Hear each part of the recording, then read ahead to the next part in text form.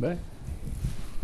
Eccoci qua, una buona serata a tutti, ben ritrovati, benvenuti a tutti i nostri telespettatori per questa nostra diretta del venerdì TV7 Match. Questa sera, anche questa sera possiamo dire, un menù particolarmente ricco, tante cose anche questa sera da dire. Buonasera Ermanno. Buonasera Tullio. Sì, abbiamo preparato un po' di cose interessanti per i nostri telespettatori. Diciamo, oltre al memorandum parliamo di Pearl Harbor, mancano pochi giorni al famoso attacco e quindi ci sono delle notizie molto interessanti. Poi parleremo invece della mafia nigeriana, che in questi giorni se ne parla molto, ma ne abbiamo parlato anche precedentemente. Evidentemente nelle trasmissioni precedenti abbiamo anticipato un po' questo avvenimento, perché non è la notizia dell'ultima ora. Certo, era già stato avvertito il governo Monti, poi il governo Letta, poi il governo Renzi di questa invasione, questo pericolo di una migrazione indiscriminata, non controllata, e quindi oggi facciamo il punto di questa situazione che naturalmente non finisce oggi, poi continuerà.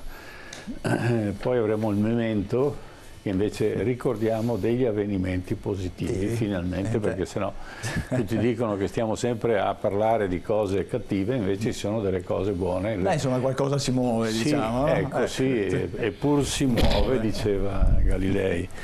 E poi parleremo di questa politica economica che l'Europa vuole bocciare, ma vorremmo capire se effettivamente è, diciamo, bocciabile questo programma di governo, e fino a che punto è possibile sostenerlo ed eventualmente poi abbandonarlo. È una cosa abbastanza, abbiamo degli ospiti interessanti, certo. E spero proprio che riusciamo a far capire se è grave la situazione o se qualcuno vuole metterci le mani per renderla più grave.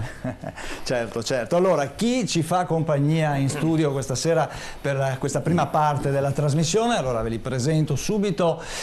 Allora abbiamo Mohamed Sheikh Noor, buonasera, grazie di essere qui. È un opinionista, rappresentante della comunità islamica. Buonasera e grazie di essere qua. Al suo fianco abbiamo Antonio Ferraino, buonasera anche a lei, rappresentante della Federazione dei Sindacati di Polizia, dunque è un agente della Polizia di Stato. Grazie anche a lei di essere qua. Al suo fianco Alex Cioni, buonasera.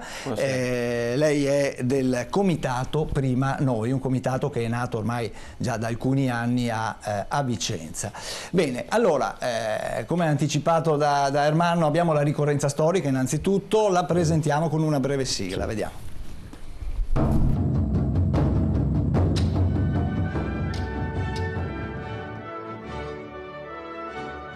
Memorandum. Storia e memoria. 17 novembre 1941. L'ambasciatore americano in Giappone Joseph Grew avvisa di un imminente attacco del Giappone contro la base statunitense di Pearl Harbor e alle Hawaii. Il messaggio però non viene preso in considerazione. Insomma, questo attacco di Pearl Harbor è stato veramente un attacco a sorpresa, oppure il governo americano sapeva e ha, tra virgolette, volutamente ignorato? Allora, prima di iniziare a raccogliere le opinioni dei nostri ospiti in studio, sentiamo invece come il presidente americano Roosevelt parla il giorno dopo all'attacco di Pearl. Sentiamo una parte del suo discorso tratto dal film hollywoodiano che è stato recentemente, diciamo così, messo in sala. Sentiamolo. Nella giornata di ieri, 7 dicembre 1941, una data che vivrà segnata dall'infamia, gli Stati Uniti d'America sono stati improvvisamente e deliberatamente attaccati da forze aeree e navali dell'impero giapponese. È ovvio il fatto che l'attacco è stato progettato molte settimane fa. Durante questo periodo di tempo, il governo giapponese ha volutamente cercato di ingannare gli Stati Uniti con false dichiarazioni ed espressioni di speranza in una pace stabile. L'attacco di ieri alle isole Hawaii ha causato gravissimi danni alle nostre forze aeronavali. Ho il triste dovere di comunicarvi che oltre 3.000 vite americane sono state spezzate. Non importa quanto tempo sarà necessario per sanare le ferite di questa invasione premeditata. Il popolo americano, nella sua ferma e giusta volontà, alla fine giungerà alla vittoria assoluta.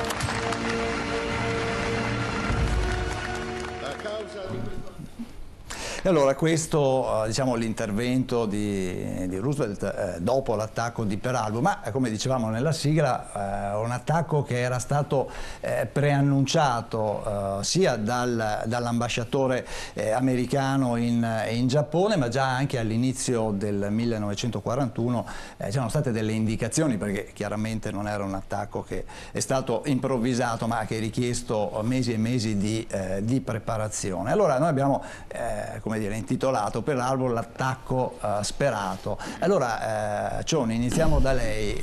Secondo lei gli Stati Uniti avevano interesse, tra virgolette, di essere attaccati?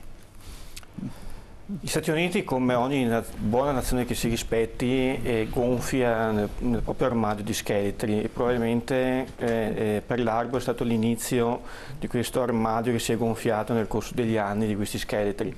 I più recenti, voglio dire, ricordiamo la famosa pistola fumante per giustificare l'aggressione all'Iraq di Saddam Hussein, no? Si sono inventati, la CIA poi è stato dimostrato da tutti che si sono inventati le prove delle armi di distruzione di massa.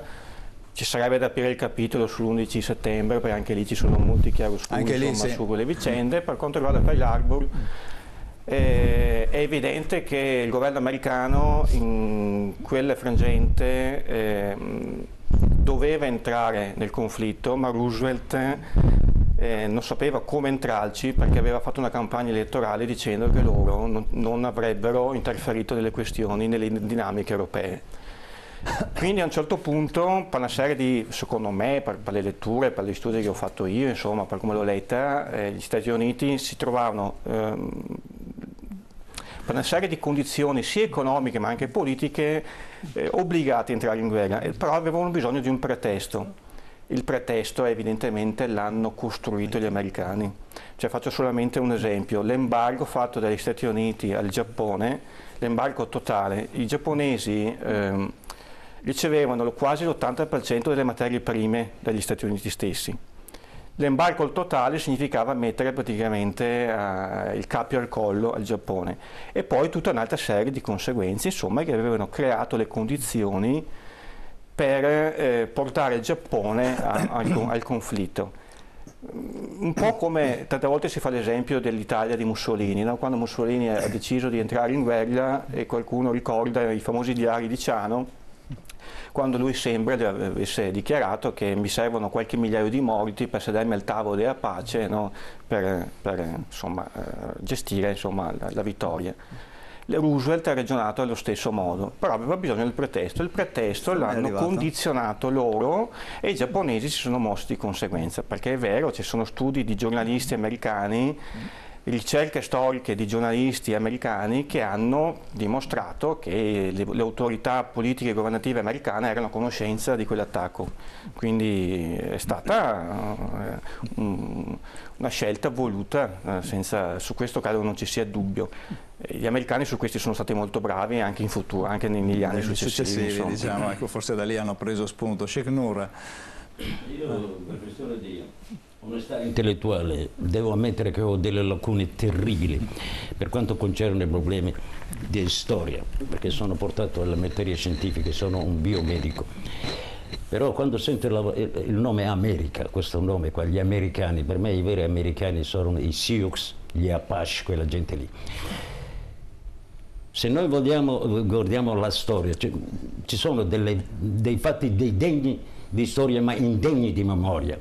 La bomba di Hiroshima e Nagasaki Adesso mi sto riflettendo cosa c'è dietro, mi sto aprendo adesso.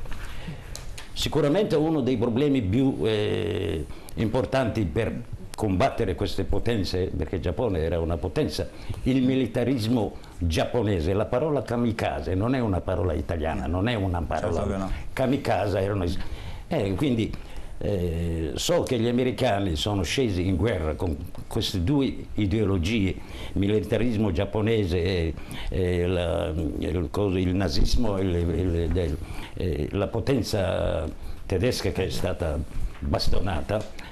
Ecco, so solo dire questo, non so dare altri contributi in materia di questo.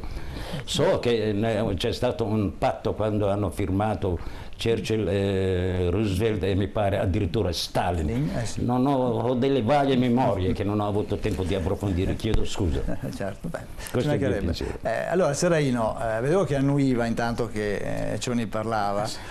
Infatti volevo appunto attaccarmi al discorso appunto anche dei famosi messaggi che erano arrivate settimane prima anche dall'Australia verso gli Stati Uniti di avvertimento di questa flotta che si stava muovendo, però basta anche guardare una semplice ricerca su Wikipedia, che è l'enciclopedia gratuita che possiamo vedere, e vediamo appunto che le perdite umane ahimè ci sono state, però i danni militari c'è scritto anche, c'è proprio tutto l'elenco delle navi e in quanto tempo poi dopo sono state riparate, quindi diciamo è facile anche pensare. Che solo due poi non sono rientrate in servizio di quelle. Sì, esattamente, però la flotta c'era, però erano tutti quanti danni tra virgolette che sono stati riparati, quindi vuol dire non è che ti ho annientato. Dopo ovviamente nel film Per l'Arbor certo, io sono appassionato di questo film qua. Questo poi ecco, è l'altro aspetto, no? Di come viene raccontata la storia. Infatti, sicuramente il cinema poi ha avuto una grossa influenza, no? Infatti appunto secondo me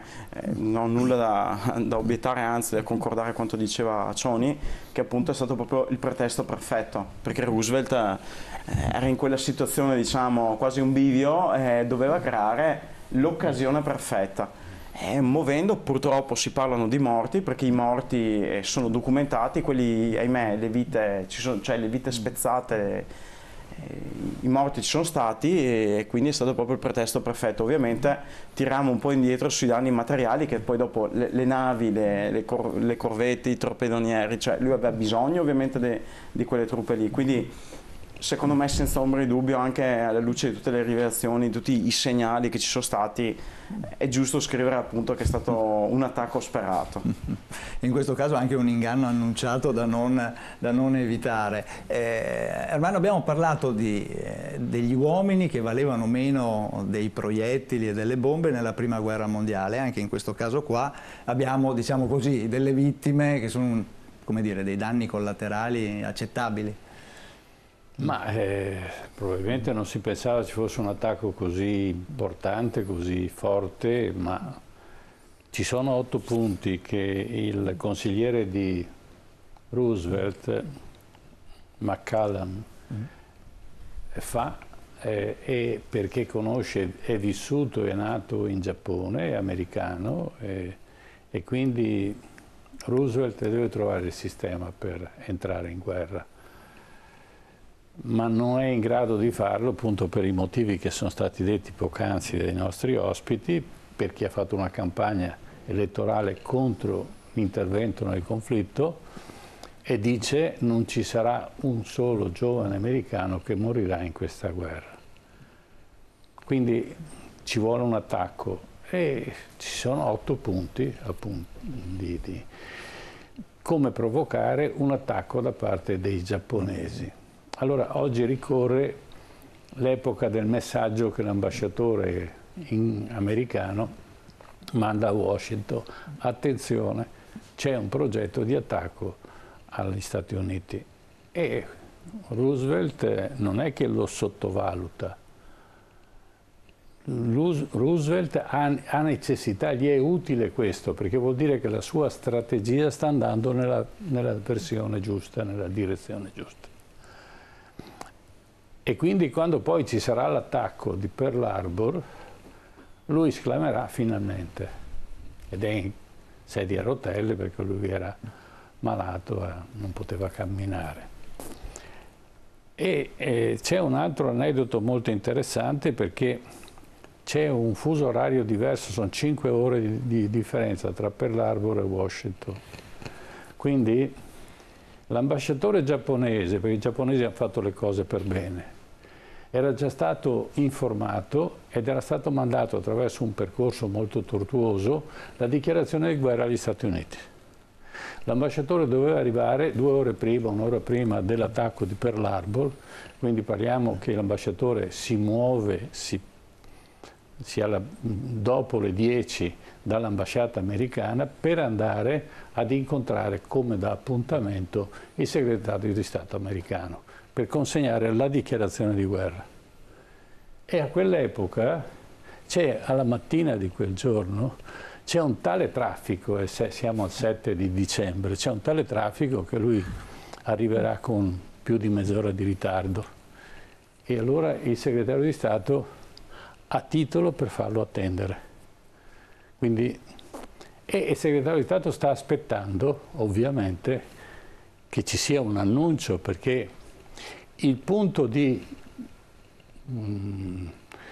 collocamento della flotta viene individuato attraverso dei radiogoniometri, cioè stabiliscono attraverso le ricce trasmittenti, le comunicazioni nella flotta, ci sia un radiogonometro in Alaska e un radiogonometro nel Nuovo Messico. I 2 appuntamenti fanno sì che si possa individuare con una differenza di 10 miglia dove si trova la flotta. E quindi la flotta si trova a distanza giusta perché gli aerei possono arrivare a bombardare e tornare indietro. E questo naturalmente preoccupa molto. Chi è l'ammiraglio del Pacifico? L'ammiraglio del Pacifico è un ammiraglio che è stato appositamente messo là perché è considerato di poche capacità belliche. No, perché prima l'ammiragliato era Pacifico-Atlantico, successivamente viene diviso. Nell'Atlantico viene messo un ammiraglio, nel Pacifico appunto questo. E l'ammiragliato è collocato proprio a Pearl Harbor. Sotto il palazzo dell'ammiragliato, nel sotterraneo, c'è la decriptazione del codice Purple, che è il codice che usavano i giapponesi, che gli americani avevano già decodificato. Di conseguenza, ma la cosa strana è che la decodificazione non viene mandata all'ammiraglio, che di questa cosa non ne sa niente, viene mandata a Washington.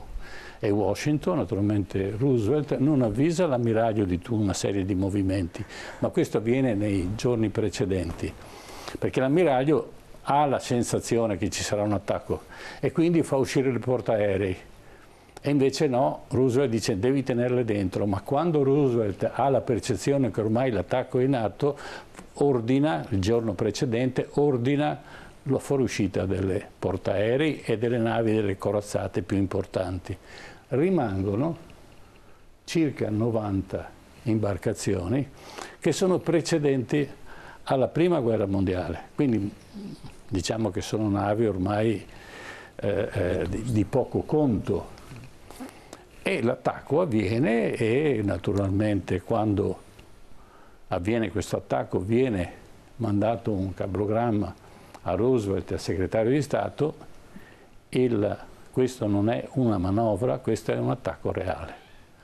E allora immediatamente il segretario di Stato, e abbiamo l'ambasciatore che sta aspettando di essere ricevuto perché è arrivato in ritardo, lo fa entrare e lo insulta dicendo voi siete, e non accetta la consegna della dichiarazione di guerra. Tutto questo serve naturalmente a Roosevelt per infuocare l'animo degli americani, che peraltro non avviene.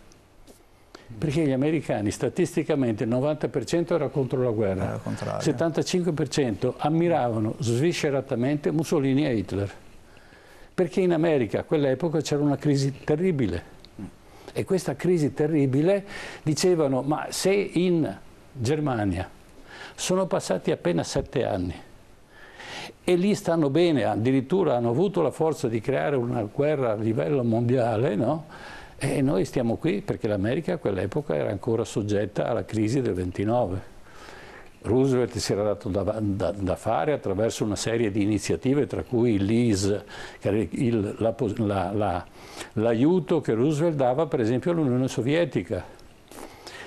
Cioè io ti presto, proprio come l'ISI, io ti presto la cosa, poi me la pagherai un po' alla volta.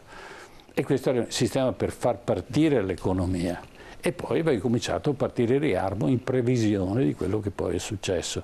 Ecco, tutta questa vicenda, questo annuncio dell'ambasciatore americano a Washington è la premessa di quello che succederà circa 20 giorni più tardi, quindi il 7 dicembre alle 6 di mattina, l'attacco a Pearl Harbor, che poi sappiamo come è andato a finire e sappiamo poi. Ma gli Stati Uniti non riescono a scatenare la guerra, a intervenire nella guerra, perché l'opinione pubblica, nonostante questo fatto eclatante, dove tutti i giornali americani pompano questa situazione, gli americani considerano Pearl Harbor un'isoletta in mezzo all'Atlantico, non me ne frega niente, noi siamo in America, è un'altra cosa. No, è come se andassero a bombardare Lampedusa, ma prima di scatenare una guerra sì, c'è da pensarci. E quindi il progetto Roosevelt non ha risultato. Chi aiuterà Roosevelt è Mussolini e Hitler, che dichiarano guerra agli Stati Uniti. E quindi hanno sollevato da questo incarico e quindi aveva ben ragione di entrare in guerra e quindi trasportare le truppe in Africa e quindi anche in Inghilterra, e poi la storia la conosciamo perché da Pearl Harbor succede tutto il resto. Ma la cosa strana è che poi la guerra in realtà si è sviluppata in Europa più che in Oriente, perché poi la conclusione con i giapponesi, come giustamente diceva, delle 2 bombe atomiche Nagasaki e Hiroshima, avvengono dopo che il conflitto europeo è finito ormai da mesi.